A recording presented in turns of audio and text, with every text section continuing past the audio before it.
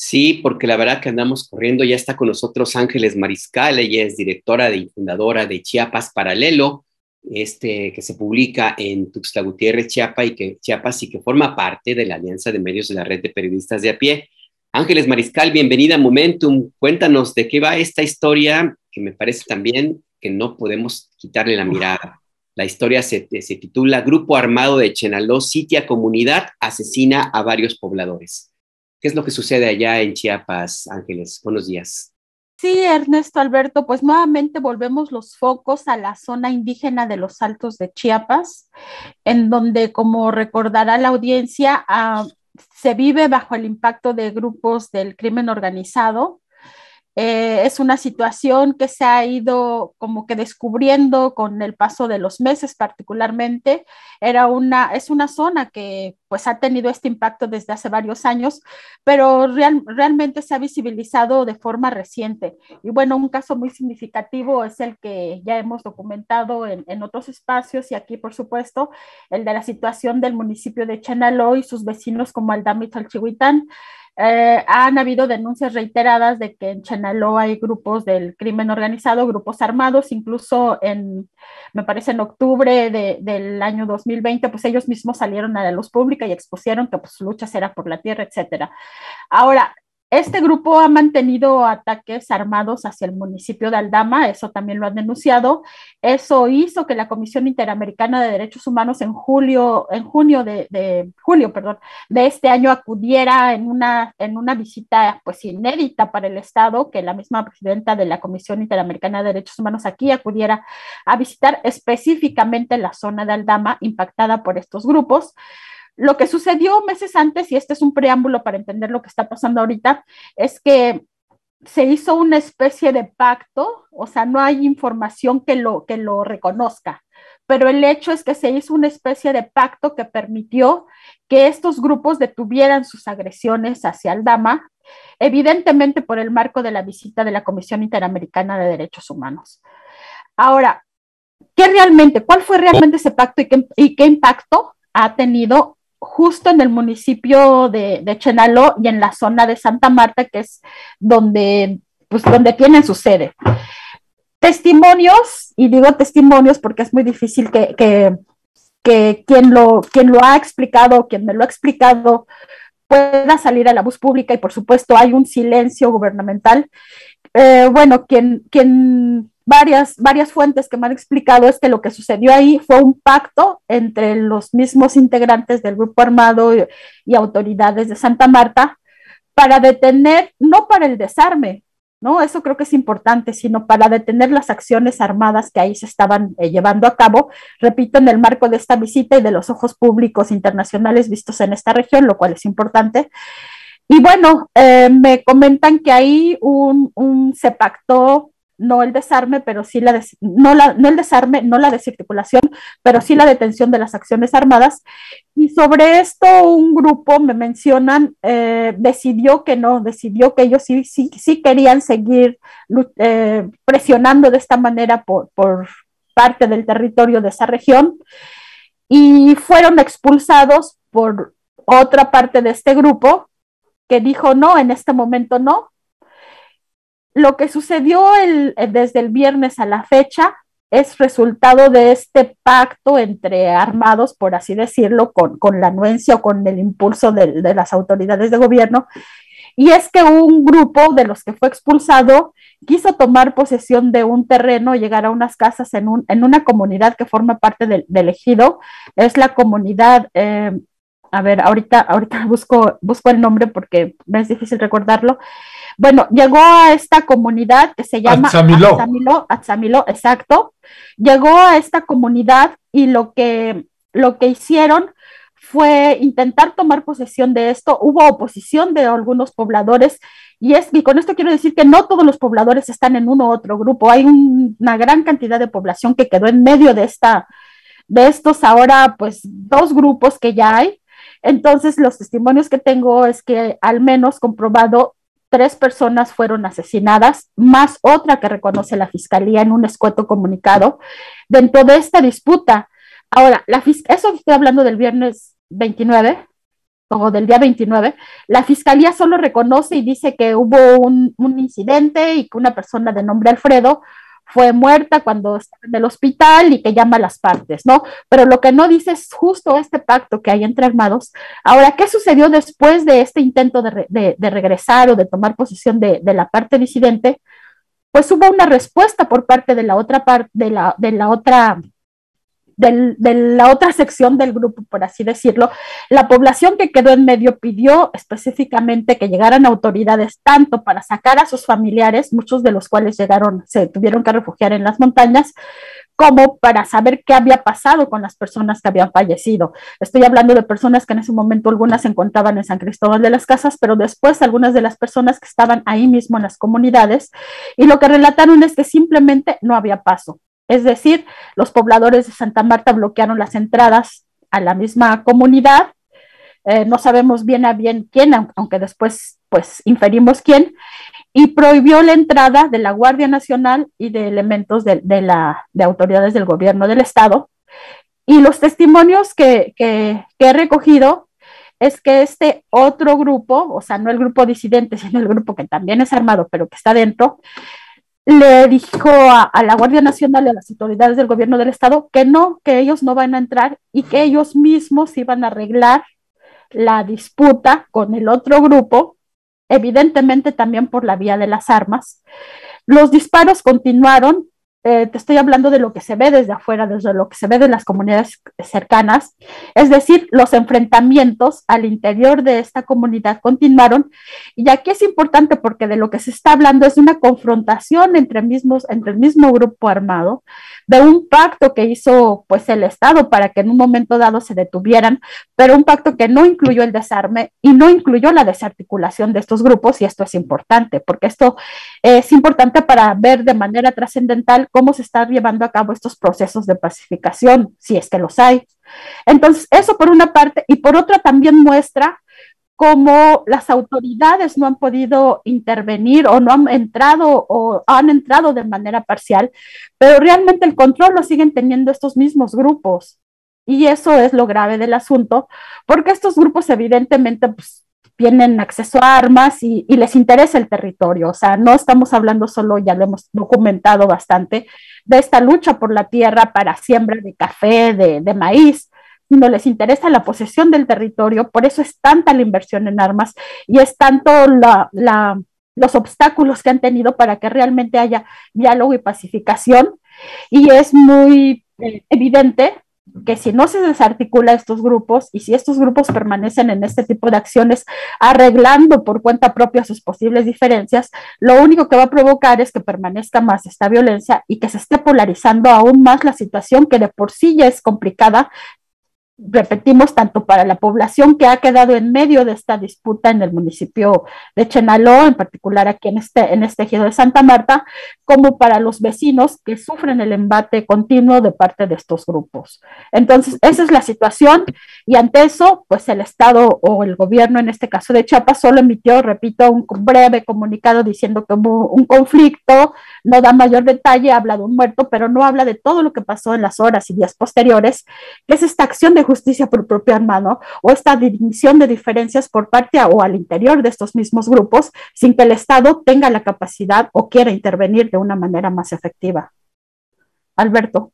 Ya. Gracias Ángeles. Ángeles, pues es este grupo que en un principio habíamos identificado como un grupo paramilitar porque tenía un vínculo estrecho que habíamos documentado con la policía estatal, que era con el campamento que estaba destacamentado ahí en Santa Marta, Chenaló. Y lo que ahora te escucho y que genera más preocupación, bueno, uno, habíamos visto esto que señalas que al principio no teníamos muy claro, pero que este grupo que en principio era paramilitar, pues se vincula también con integrantes de un cártel, y esa simbiosis pues está siendo pues muy, muy poderosa, muy dañina y terrorífica en varias regiones ya de los Altos, de la zona norte también, de la región fronteriza. Pero dime una cosa, con este grupo, para nada más ver si lo estoy entendiendo bien, este grupo que hace un acuerdo, un convenio con las autoridades, este grupo disidente que decide ya no atacar al Dama, ya no atacar a otras poblaciones, pues se quiere deslindar de este grupo porque ya no quiere seguir haciendo eso, y este grupo entonces se enoja y ahora también los está atacando a ellos. Este es un poco, de manera resumida, un poco lo que está sucediendo ahí entre estos dos grupos ya antagónicos. Realmente sería muy sobresaliente saber cuál fue el acuerdo con el Estado, porque evidentemente hay un acuerdo con el Estado. O sea, el acuerdo es no seguir con la disputa por la tierra. Yo creo que no es ese, porque sí sigue habiendo como que la presión y la demanda por la tierra. Ahora, ¿para qué esa demanda, para qué quieren la tierra? Esa es otra situación. Entonces, lo que sí hubo como que fue el acuerdo de no agresión hacia el Dama en el marco de la visita de la llegada de la Comisión Interamericana y de todo lo que ya se había documentado de manera muy detallada y que sirvió para que la Comisión Interamericana llegara. O sea, es decir, hubo un pacto que pues entendemos es temporal, porque después siguieron algunos disparos y después siguieron algunas agresiones, aunque hay que reconocer que no en la medida en la que estaban de un día sí y otro también. Pero vamos, el pacto fue simplemente para, entendemos, para detener, no sabemos si temporalmente, las agresiones. Ahora sigue la disputa por el territorio y eso lo podemos ver en la forma en que se han movido no solo en el estado, no solo en la zona de los Altos, sino en otras regiones de Chiapas, donde continúan estas agresiones vinculadas a los grupos del crimen organizado. Yo no te podría decir si es un cártel, si son dos cárteles, ni qué cártel es, porque eso pues definitivamente, hasta que alguien no diga sí yo soy y me reconozco como parte de tal grupo, pues es especular. Pero lo que sí hay son grupos del crimen que están buscando extender su territorio, ya no solo en la zona fronteriza, en la zona mestiza, sino en la zona de los Altos y de la selva y del norte, en las zonas indígenas. Y lo grave, aquí lo que tendríamos que ver es cómo la población está siendo sometida, ¿no? Cómo miles de pobladores están en medio de esta situación y están quedando, incluso como lo que vimos este fin de semana que estoy narrando, sin poder siquiera recoger a sus muertos, sin poder siquiera acceder a la zona, porque simplemente no hay autoridad que garantice la posible llegada de los mismos pobladores o familiares a este lugar. O sea, es una zona pues donde quien tiene el control evidentemente no es el Estado. Ángeles, ¿y cuál es el papel, si es que tienen algún rol, este grupo de autodefensas, el Machete, y no sé si el EZ, se hayan enterado ustedes en Chiapas Paralelos y tiene algún movimiento, si está, bueno, pendiente está, por supuesto, sí, pero hay preocupación en la dirigencia del EZ ante esto que nos narras ahora mismo, sobre todo por este pacto. Kevin, yo, igual que ustedes, también me gustaría saber de qué se trata. ¿Qué pasó ahí, Ángeles? Sí, el EZ sí tiene presencia en estas regiones. No sabemos si es una presencia suficientemente significativa o de solo algunas familias, pero lo que no se ha visto es que intervengan de manera directa en esto, ya sea deteniendo las agresiones o pronunciándose. Recuerdo más o menos en 2017, sí lo hizo y después guardó silencio. Entonces, decir si está interviniendo, si no está interviniendo, si está deteniendo, pues es muy difícil, ¿no? Lo que sí es que estos grupos siguen actuando con impunidad. Y del otro grupo que está en el municipio colindante, Chenaló colinda con Panteló, pues también se han metido en sus propias dinámicas, algunas que hemos ido documentando, aunque no hemos hecho no hemos encontrado los momentos y la documentación suficiente para hacerlo público, pues también está metida en dinámicas difíciles, está metida en dinámicas crisis internas, por así decirlo, y yo creo seguramente más adelante veremos qué papel también estarían jugando dentro de este territorio, que si bien está dividido por municipios, yo creo que lo primero que hay que entender es que es un territorio muy cercano entre sí, estratégico, y que abarca todos estos municipios que estoy mencionando, desde San Cristóbal, San Juan Chamula, Chenaló, Panteló, y toda esta región que conforma, que hay que verse como el territorio y lo que significa para los diversos negocios lícitos e ilícitos que hay en la región. Sí, pues es verdaderamente preocupante y alarmante, Ángeles Mariscal, porque además no se ve ni siquiera ni de lejos una estrategia por parte de la autoridad estatal. No sé si alcanzas a leer alguna estrategia de la autoridad federal, sea Guardia Nacional, sea Ejército, sea Marina. ¿Por qué? Porque otro de los datos que sigue preocupando es que también ahí en Chiapas pues no han cambiado las unidades de combate del ejército, y el posicionamiento que están teniendo la Guardia Nacional, pues no sé si se alcanza a percibir en campo. Es uno de los elementos que Ajá. preocupa mucho. El último comunicado del EZLN que yo recuerdo, donde habló, donde escribe el subcomandante Galeano, antes subcomandante Marcos, es que dice: este es el último comunicado que publicamos haciendo las denuncias de estos ataques, de estos hostigamientos. La próxima ya no vamos a decir, ya no vamos a escribir nada al respecto. Así que pues son situaciones que preocupan mucho, Ángeles Mariscal. ¿Cuál es tu percepción ahí del papel que Sí. están teniendo autoridades federales y estatal? Ajá. En cuanto al papel que está teniendo la Guardia Nacional, el Ejército, la Secretaría de Seguridad Pública Federal, Estatal, las policías municipales, había el acuerdo de que hicieran patrullajes. Efectivamente, en Santa Marta y en este caso en la parte de Aldama estaban haciendo patrullajes, o se supone que todavía siguen haciendo patrullajes, pero yo he platicado con policías y con personas que participan de estos patrullajes donde están varias dependencias, y específicamente ellos mencionan que no tienen instrucción de detener ni de atacar.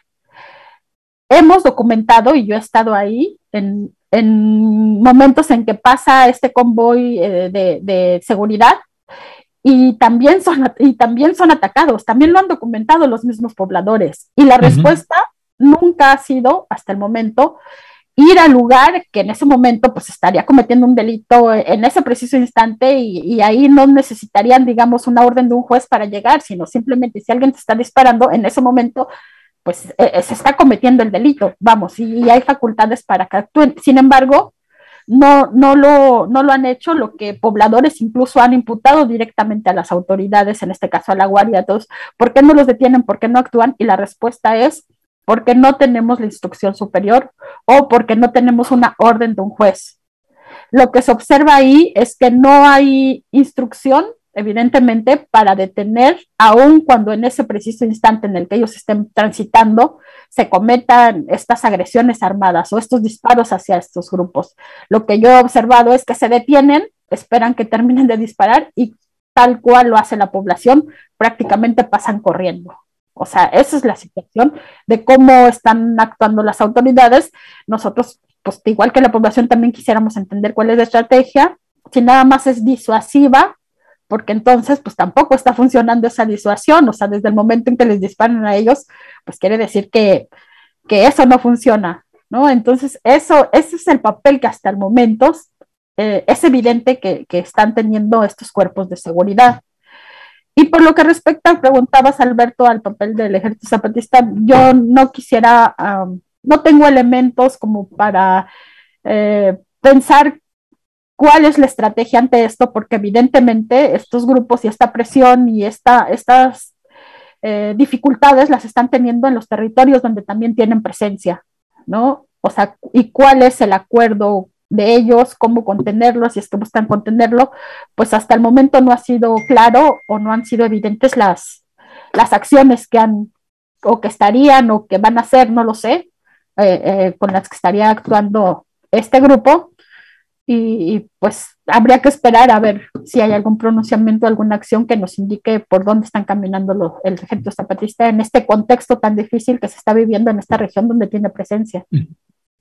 No, y te agradecemos, Ángeles, porque nos parece muy pertinente pues sí, mejor dejemos que ellos se manifiesten y ya uno va viendo ahí la lectura, pero pues sí, uno quiere pues saber si ya ha habido algún cambio, algún ajuste o ha habido alguna manifestación interna que luego se dan en algunas comunidades o municipios autónomos, pero estaremos dándole seguimiento, Ángeles. Te queremos agradecer mucho, como siempre, que nos hayas tomado la llamada y gracias a Chiapas Paralelo siempre por este valioso y profundo trabajo que realiza ahí en el estado del sureste mexicano, y le estamos pegando también la liga porque este trabajo periodístico de Chiapas Paralelo también se está publicando en pie de página en esta alianza de medios, así que le vamos a pegar para que usted pueda acceder también a este trabajo periodístico de Ángeles Mariscal. Gracias, Ángeles. Buenos días. Buenos días, que estén bien.